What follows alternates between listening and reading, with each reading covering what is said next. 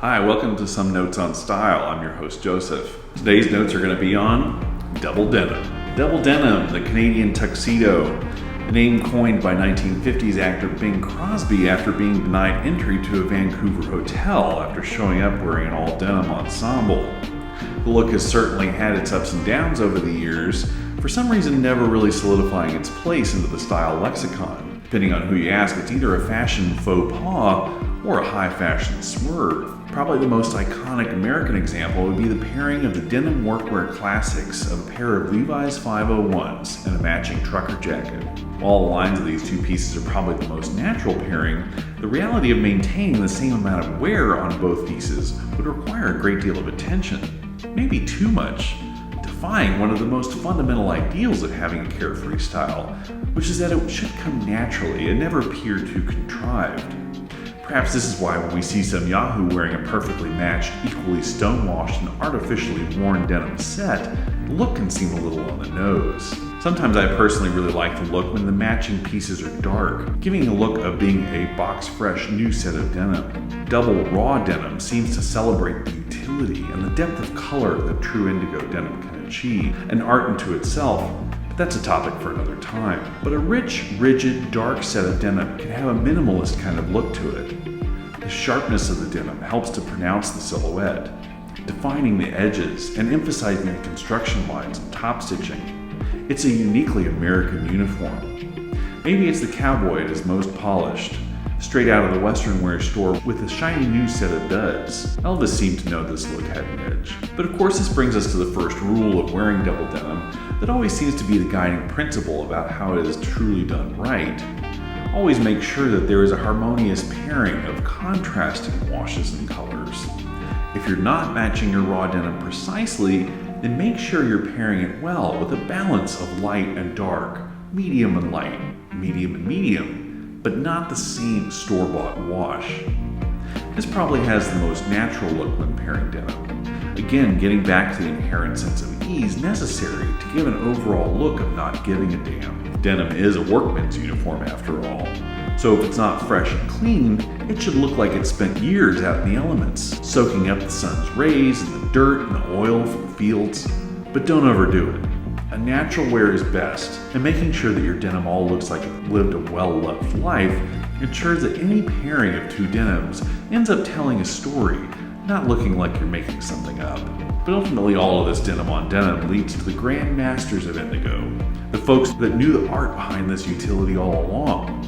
So much so that when the salvage denim mills began selling their equipment off in the 1960s, they came in and bought it all on discount, only to return to the game 50 years later, sell it all right back to us when we began to miss the authenticity of our own heritage. That is, the Japanese denim heads. Japan has a rich culture of indigo dyeing their textiles when making kimono. The natural process lent itself to a lifetime of wear and recycling. Once a tired old indigo garment looked too worn to be presentable, wearers could simply re-dye it all over again, and a brand new piece of clothing emerged from the dye bath. Because of this, the layers and various shades of real indigo could be artfully combined forever. It could be patched and woven, it could be stitched with decorative shashiko, it could be made into blankets using techniques known as boro, a type of repair incorporating woven stitching and patchwork and passed down from generation to generation, keeping a family heritage and a story of many lifetimes worth of personal clothing. So when we're looking to learn the lessons of indigo, one of the most valuable resources for inspiration can come from this culture of indigo. Look at these artifacts of indigo as a guide on how to pay attention to weaves, colors, juxtaposing patterns and stripes, pairing different batches of indigo and their subtle differences from the effects of seasonal crops, as well as variations from different amounts of sulfur and soda ash when used to create infinite variations of hues and depths of blues, with undertones of yellows and greens for more or less successful oxidations. And within these inspirations we can learn that indigo truly is a wealth of infinite variations of blues. Pair green blues with yellow blues, pair yellow blues with royal blues, pair royal blues with rich navies, pair rich navies with red blues, pair red blues with turquoise blues. Play, experiment, be an artist in indigo. Don't just settle for dark wash and light wash. Realize the more denim you collect and the more you experiment, the more you begin to develop your own ability to see color and its depths. You will hone in on an artist's eye for color when you simply throw your denim on top of one another and begin to study. Maybe at the end of the day you're a minimalist and you really like trying your hardest to match up complementary shades. Or maybe you're a maximalist and you find the more you layer them on top of one another, the more fine details and contrasts you can create within the palette. Even Picasso had his blue period. And of course we haven't even touched on materials. Heavy denim paired with chambray, indigo linen with indigo open weave cotton, a thin western wear shirt and a heavy pair of blue jeans, a heavy trucker jacket and an old worn indigo t-shirt, raw denim with worn denim. Go high, go low, go cheap, go expensive, go new, go vintage. Hell, dye your own. Go to an indigo class and dye something personal. Mix and match and enjoy the ability to make a new pairing every time you grab your jeans.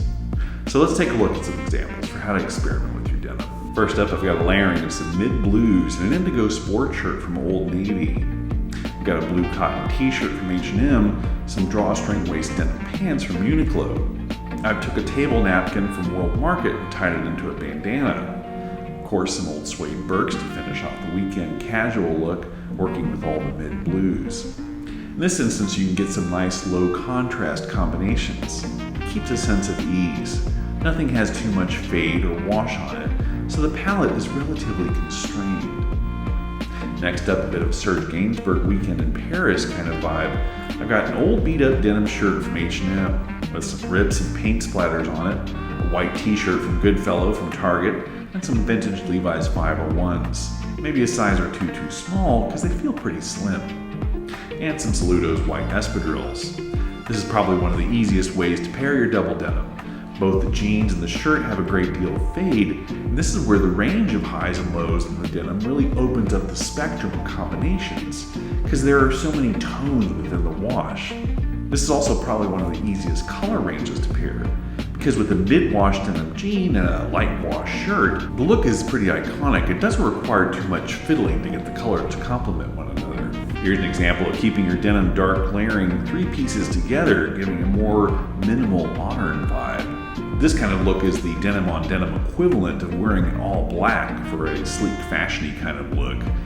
This would probably best be worn out in the evenings, since the darkness can lend itself to a type of dressier vibe. Here I'm experimenting a little more with some odd ways of pairing the denim basics. Wearing the jacket like a cape, or tying it like a sweater. Because of the minimal coloring of this kind of look, more attention can be paid to the silhouette of your outfit. Take some risks and experiment with odd ways of wearing something familiar. The darkness of the denim provides a neutrality to the look, so that otherwise it may be a little irregular, runs together to form a new shape. All the denim pieces here are from Levi's, and I've got some H&M canvas sneakers contrasted in white. Then, as long as we're going a little experimental and tonal with a sense of modernity, why not go all the way down a formal road and throw on a knit tie with your trucker jacket? Again, this looks a little out there. It probably wouldn't be realistic for most days, but in the right setting, say you're going to a gallery opening or a slightly more formal evening kind of vibe, the avant-garde pairing in this look can bring a level of irregular formality to the denim, so that an otherwise too casual pairing can actually have some distinction in the right environment. Then, of course, the most realistic way of wearing dark rinsed denim on denim is just roll up the sleeves and undo some buttons, throw on some kicks. What do you gotta know? Of course, if you want to add the slightest bit of accessorizing to this kind of look, denim and bandanas go hand in hand.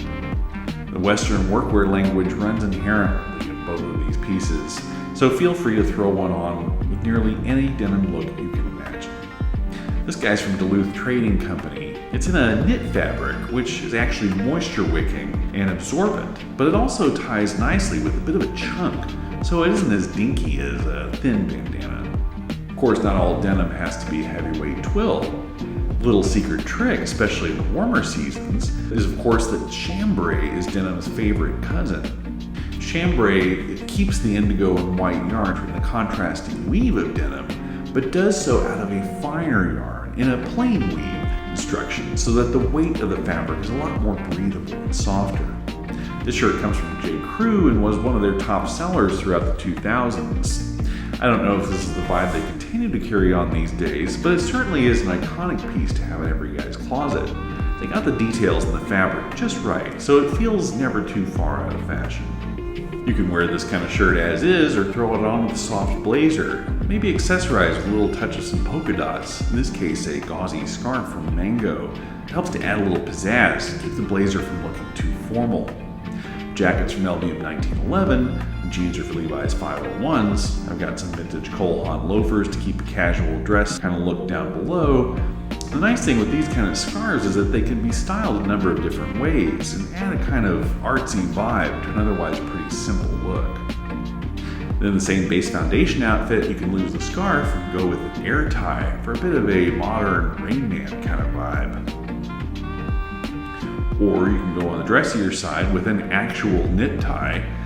Then you've kept your denim on denim in a casual business cowboy kind of territory. This kind of look works nicely because of the highs and lows of the denim. It prevents an otherwise completely monochromatic outfit from looking too flat. This is the only kind of necktie that really should be worn with this kind of casual look. That, of course, would be the silk knit tie. The texture of the weave nicely complements the texture of the wash from the chambray of the denim. And yet another way to pair this kind of chambray on denim base is to throw it on with a chunky navy cotton shawl cardigan. This one's from H&M for a kind of Steve McQueen kind of look. It's a nice weekend vibe for going down to the farmer's market or heading out to brunch. Keep it simple and classic, and it never really goes out of style. Worn as is or throw it on with a baseball cap, keeps a pretty comfy and cozy vibe that is always timeless. Here I've got an old Abercrombie and Fitch denim popover shirt. Popovers are some of the oldest styles of shirts. At the turn of the century, guys wore them with removable collars so they could wear the same base shirt all week long, and only the exposed areas would be cleanest. Popovers are somewhat reminiscent of a polo shirt in their cut, but in a woven material like this denim. They add a nice distinction to your typical denim shirt. I've got this thrown on with a nice indigo resist printed bandana from Japan, French workwear style jacket from Uniqlo in a kind of knit-like fabric, and my white espadrilles. The dark jacket over the denim on denim with a light and medium tone helps to frame out the figure with polka dots around the neck, and the attention comes up to the face. Then, because the denim sometimes carries a kind of vaguely nautical vibe because of all the blues going on here, I've got a linen nautical sweater from Ralph Lauren tied over the shoulders for a nice chillax weekend kind of look. Again, with drawstring denim pants from Uniqlo and some Birks. This is a nice hanging out around the house kind of look. Same kind of vibe. The sweater here is another from Ralph Lauren, and this time in a cable knit and a silk blend. Keeping the blues and navies a little more monochromatic helps the otherwise aggressively preppy sweater over the shoulders look from being too country club, and instead just gives a softness to an otherwise rigid denim shirt. Throw on a baseball cap if you like, or not. Just wear it easy, don't overthink it too much. Sometimes the best ways of wearing your denim on denim is just to keep it casual. Stick to the language of denim being nice and easy. So that's it for this week, guys. I don't think anything I presented this week should be taken verbatim. Always remember that in the denim on denim range, playfulness and experimentation is best. Realize that the journey into denim and indigo is an ancient one. Many cultures from around the world have rich histories of their own indigo techniques. Mix French workwear jackets and French striped Breton shirts. Mix Japanese shibori with African indigo mud prints. Buy a pair of jeans and leave them out in the rain and the sun for a year. See what happens. Make it personal. Make it an expression. Tell a story of who you are through your denim. Don't get too concerned with the rules of the style. Just have at it, and you will find that complementary pairings will find you in your indigo journey. So if you all have any questions or thoughts, please feel free to leave a comment down below. If you're enjoying the video, please give me a thumbs up. If you're enjoying the channel, please do subscribe. Once again, the channel is Some Notes on Style. I'm your host, Joseph. Thanks for watching, guys. See you again next time.